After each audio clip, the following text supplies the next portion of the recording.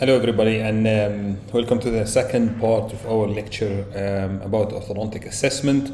Last lecture we covered the extraoral assessment, skeletal, soft tissue and smile analysis, and today we're going to cover the orthodontic assessment, the intraoral assessment. So intraoral assessment, you need to do oral health, stages of dental development, assessment of each dental arch individually, and then assessment of arches inclusion. Oral health, whenever you do an orthodontic assessment, as part of your assessment, you need to check oral hygiene, periodontal condition, chart the erupted teeth, and then mention any teeth prognosis, and as well you need to mention the teeth quality, caries risk as well. Then you have to mention the stage of the dental development. You have the primary dentition, in which all the teeth are the primary teeth. Then you have the mixed dentition, which is started by the eruption of the first permanent tooth, which usually the lower first permanent molar, and then it lasts until the eruption of or the exfoliation of the last primary tooth by the eruption of the canine in the upper and the second premolar in the lower. At that time, you will have the full permanent dentition. Then you need to hold each arch individually and assess them. So you need to assess spacing and crowding. You have mild, moderate, and severe. We're going to cover in the lecture of space analysis how to measure crowding, and then you need to measure the displacement or rotation or ectopic of any tooth. So if the tooth is displaced, you need to mention that, whether it's displaced buccally or lingually. If you have a rotated tooth, you need to describe it. And if you have ectopic tooth, which is basically the tooth that is erupted in a place other than its original place, so you need to measure to write that as well. Now when you describe the rotation, this is kind of the way you describe the rotation. So look at this lateral incisor. You can see that this tooth is rotated. So the mesial contact point has gone buccal-labially, while the distal contact point has gone palatally. So this rotation could be called mesolabial or disto-palatal. Now usually the contact point that is further away from the line of the arch is the one we use. So here I'm going to make this as a line of the arch. You can see that the distal contact point is further away from the line of the arch compared to the mesial contact point. For that reason we pick this one. So it goes distal rotation. But this distal contact point is going in which direction? In the palatal. So we call it disto-palatal rotation. That's how we describe it. And here we can say ectopic canine. So displacement, rotation, ectopic teeth, it has all to be mentioned. We do examine each arch individually. And then you need to examine the inclination of the teeth. So it's either retroclined, average, or proclined. I'm talking about the incisors.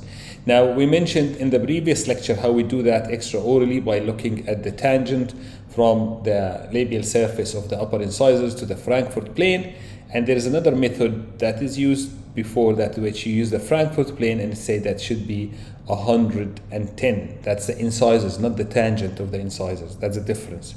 And it could be proclined, average, or retroclined. While in the lower incisors, you check the lower incisors to the mandibular plane, and it should be 90 degrees. So you hold your index finger as a mandibular plane, then you use your middle finger to distract the lower lip, and then you look at the lower incisors. They should be perpendicular to the mandibular plane. It's either proclined or average or retroclined. That's how we describe them. And then you need to check the angulation of the canine. Canine is a very important tooth, and especially in the upper arch, and that's because of the root of the canine. So the normal inclination of the canine, if we drop a perpendicular line, and this is a long axis of the canine, the normal inclination of the canine to be slightly mesially angulated. And if you remember from that prescription of the MBT bracket, it has a positive tip of 8 degrees, while in the rot it has positive tip of 13 degrees. So canine normally should be inclined slightly mesially, not upright. So what is important is the distally angulated canine. So if you have this line here that is vertical line, and then this is the long axis of the canine, you can see that this is a distally angulated canine. Why do we care about the distally angulated canine? First, because of the anchorage demand.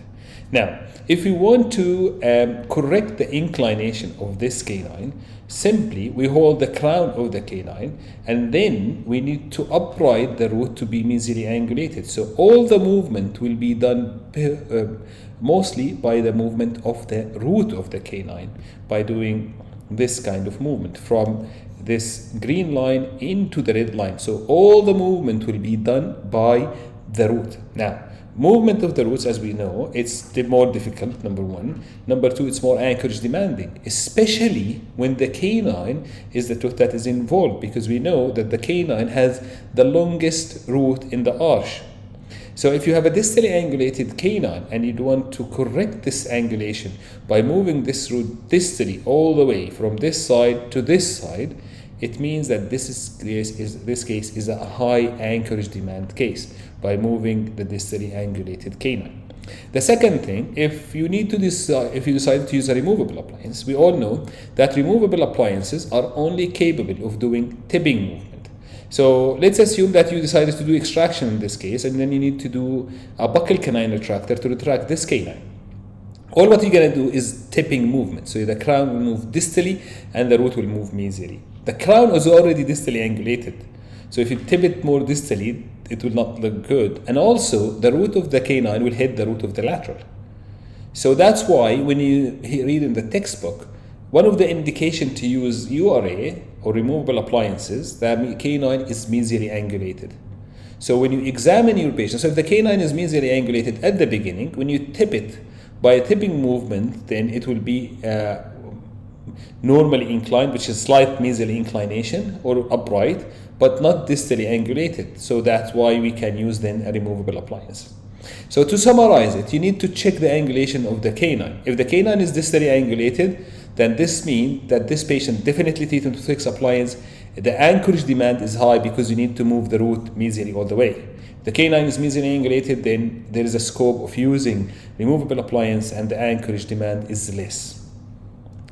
Then you need to check the arch shape and arch symmetry. Now, we have a separate lecture describing the arch form, but according to the MBT in their textbook, they describe 3 arch form: ovoid, tapered, and square. So you need to use one of them. For example, this one here is ovoid, which is the most common one. Sometimes you have a wide, broad arch, we call it square shape arch. Sometimes you have a smaller one, which is narrow one, we call it tapered one.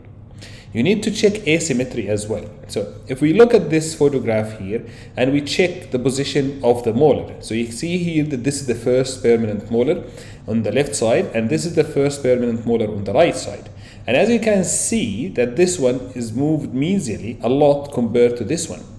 And the etiology is the premature loss of primary E on this side that resulted in mesial migration of the 6. This is one of the asymmetries that you should record when you do your examination for each arch individually. So now we finished assessment of each arch individually. You go to the assessment of the arch's inclusion. The first one is to assess the incisor classification. Now, we follow the British Standard Institute, in which they use the lower incisal edge and the cingulum plateau as the reference. The cingulum plateau is almost the middle third of the crown. So if the lower incisor occlude below the cingulum plateau of the upper incisors, so it's occluding at or below, which means if there is occlusion or if there is no occlusion, just the lower incisors below the cingulum plateau, this is a class 1. While if the lower incisal edge is posterior to the cingulum plateau, that is a class 2. But then it has subdivisions. Division 1, the upper incisor should be either average or procline, and the overjet should be increased. While if it's division 2, the upper incisors are retrocline, and usually the overjet is minimal but could be increased as well. Class 3 is the opposite, where the lower incisal edge is anterior to the cingulum plateau of the upper incisors. Then we have to look at the canine relationship and molar relationship. So, molar relationship according to Engel's classification, when the mesobuccal cusp of the upper occluding the buccal groove of the lower. While the canine relationship is the class 1, when the canine in the upper occluding in the embrasure between the 3 and the 4.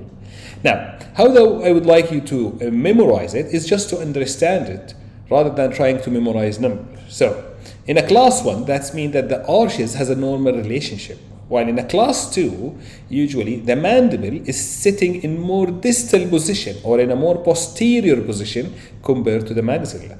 So when you're having a class 2, it means that this mandible has to move posteriorly. So when the mandible moves posteriorly, then which cusp of the upper will occlude the mesial groove, with the groove will be the distobuccal cusp. And what's going to happen to the mesobuccal cusp? It will occlude between the 5 and the 6. And that's exactly what happened. So when you have a class 2, just imagine that the mandible has moved distally or posteriorly. And the canine was between the 3 and the 4. When the canine moved posteriorly, the lower arch moved posteriorly, then the 3 will occlude between the 3 and the 2 without memorizing it. Now, the opposite will happen in a class 3. We know for a class 3 that the lower arch is in a more anterior relationship or a more mesial relationship compared to the upper. So then this mesobuccal cusp will occlude in the embrasure between the 6 and the 7 instead of here, and the 3 will occlude between the 3 and the 4 in the lower. I just have to mention that in orthodontics, we use unit as a measurement. So from moving from here to here is called 1 unit, from here to here is called, from here to here is 1 unit as well. So how is that? Now, the mesobuccal is a cuspid width, so the mesodistal width of a canine or a mesodistal width of a premolar is called the unit, while the mesodistal width of a cusp on a molar is called the unit. So if the tooth moved the whole distance, we call it a unit. While if the tooth moved half of the distance, we call it half unit. Like here, for example. For this canine to move from here into class 2 position, which is from here to here, the canine in the lower has to go posteriorly a full unit width. So if the canine moves posteriorly until it's only cusp to cusp, we call this half unit class 2. While if it moves all the way until it's here, then this is a class 2 full unit.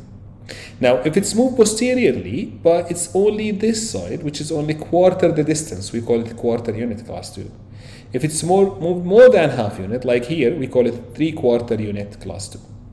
And here is an explanation. Here we were talking about. If you have the canine, we usually call it 1 unit. The cusp width is called 1 unit. The cuspid width, the premolar, is called 1 unit.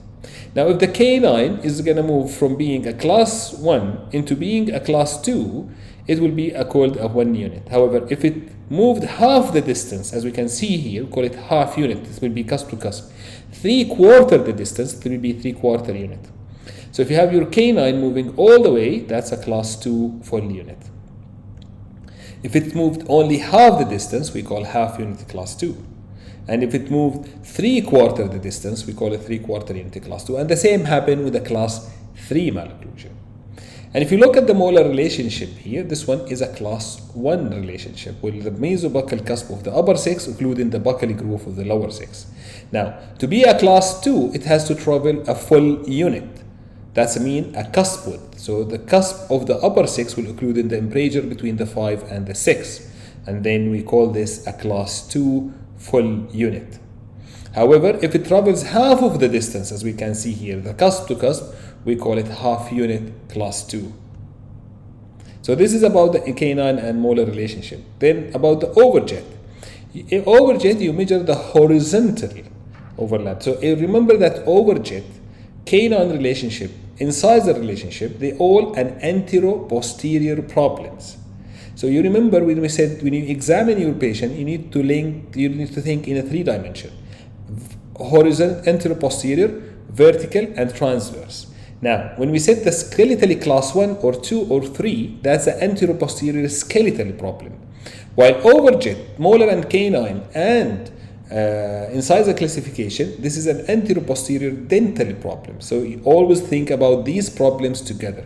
So when you have an overjet, usually you measure the greatest overjet you have, and usually hold your ruler parallel to the occlusal plane. This is how you should hold your ruler, and you measure the biggest distance. Then we have the overbite, which represent the vertical overlap of the upper and lower incisors.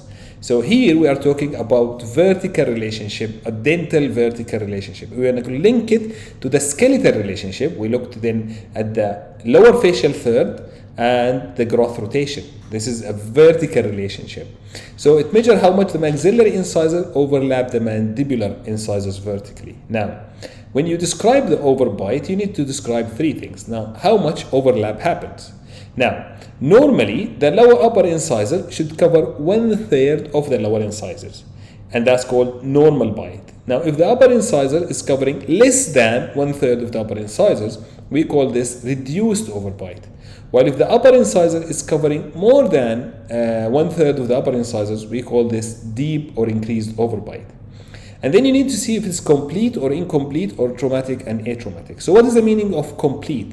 Complete, it means that the lower incisors is touching either the upper incisors teeth, this is hard tissue, or touching the soft tissue, which is the palate. So if the lower incisors touching either the teeth or the palate, we call this a complete overbite. Then after touching the palate, only the palate, if it's causing trauma to the palate, like the photo we see here, we call it traumatic overbite. So when we describe the overbite, we describe the amount of the overlap. So if we're going to describe this overbite, that's incisor covering more than 1/3, so we call this is deep.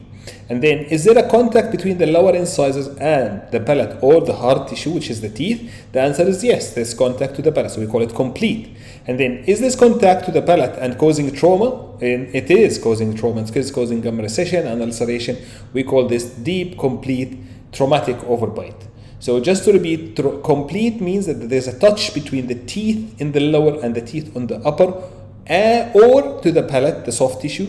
And then traumatic means that we have ulceration of the palate or not. Now the opposite can happen, which you have an anterior open bite. And when you have an anterior open bite, you need to describe the extent of the anterior open bite. So for example, this one here, you need to mention that this overbite is extended from upper left 4 to the upper right 4, and then you have to mention what is the amount of this overlap. For example, open bite, which is for example 4 millimeter in this case. Then you need to measure center line. So how to evaluate center line? You draw the mid-sagittal plane, ignoring the nose.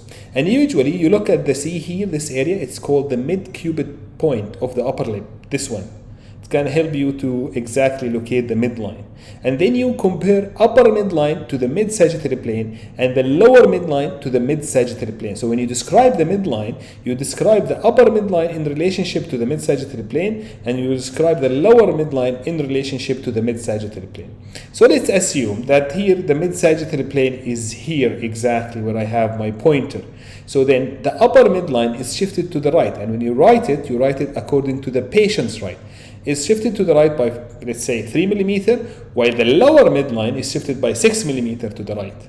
So you describe always in relationship to the mid-sagittal plane. Then crossbite. Now crossbite is defined as a discrepancy in the buccolingual relationship between the upper and lower teeth, as we can see in the photograph. Now when you describe crossbite, you have to mention first whether it's buccal or lingual. Now, when we have crossbite, remember always that our reference is the lower arch, not the upper. So your reference is the lower arch. So in this case, we have a buccal crossbite in which the buccal cusp of the lower teeth occlude buccal to the buccal cusp of the upper teeth. We call this buccal crossbite. While when the buccal teeth of the lower occlude lingual or palatal to the palatal cusp of the upper, we call this a palatal-lingual or scissor bite. Then you need to describe whether it's anterior or posterior. So this is a posterior crossbite, while this one is anterior crossbite. And then you need to describe whether it's bilateral or unilateral. So this one is unilaterally crossbite, only on one side, while this one is bilateral. However, it's involving the incisors as well. So if you have something like this in the clinic, we use the terminology generalized crossbite, which is involving all the teeth. I know here the canine is not involved, but this is kind of sometimes how we describe it. If it's bilateral involving both sides, or if it's involving all the teeth, we call generalized crossbite.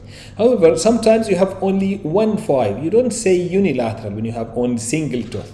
You say localized crossbite, because when you say unilateral crossbite, that means that many teeth are, or more than one tooth are involved. But more than one tooth is involved. But if you have a single tooth, we don't say unilateral, bilateral, we say localized crossbite.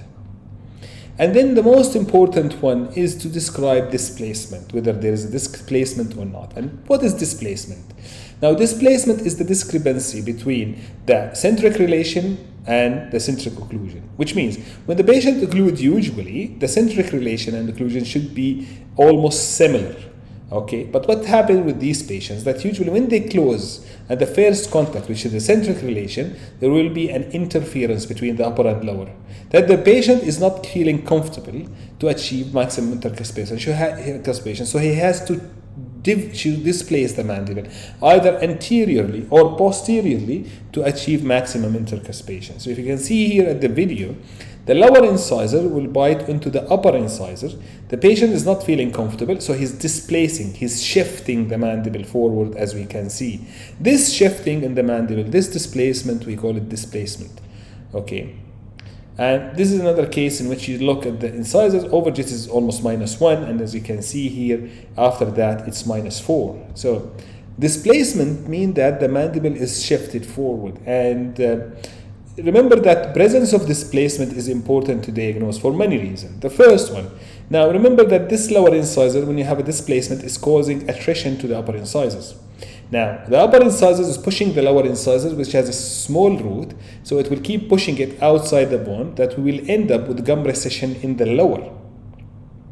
And you know that orthodontics and TMDs being a complicated topic, we don't have a strong evidence that malocclusion can cause TMD, but there is a weak association between this displacement and TMD, although it's very weak link, just to be fair. However, it is there. There is a suspicion that this discrepancy might cause a TMD, so we need to be careful when we record it and to provide treatment for patients with displacement. The other thing is, you just stop and think, okay, which treatment is easier, a patient with displacement or a patient without displacement? The answer is patient with displacement. Why? If we look here at this overjet is -4 millimeter, all right? So let's assume that we will treat this patient only by proclination of the upper incisors. To achieve a positive overjet of 2 millimeter, we have to procline this upper incisors 4 millimeter until it's 0, and then another 2 millimeter until it's 6 millimeter overjet. So that's a lot. But if the patient has a displacement, it means that the overjet initially is 0. It's not -4, but this -4 is due to the displacement. So all what you have to do is to procline the incisor by 2 millimeter. So that makes your life easier. And that's why patients with a reverse overjet like this, with displacement, we call it pseudo class 3, because they're not reflecting a really class 3. And this is about the transverse crossbite. So if you have a crossbite like this, how you describe it? You say unilateral, buccal, posterior crossbite with displacement to the left. I know that this patient has a displacement because of the history, so you need to check displacement. You can't tell from the photograph. So unilateral, buccal, posterior crossbite with displacement. Sometimes you don't have to say posterior because buccal means the posterior, but it depends on the reference. However, you should mention displacement and which direction. So for now, we covered the examination lecture. In the coming lectures, we're going to cover the rest of these steps until we reach into the treatment planning. Thank you very much.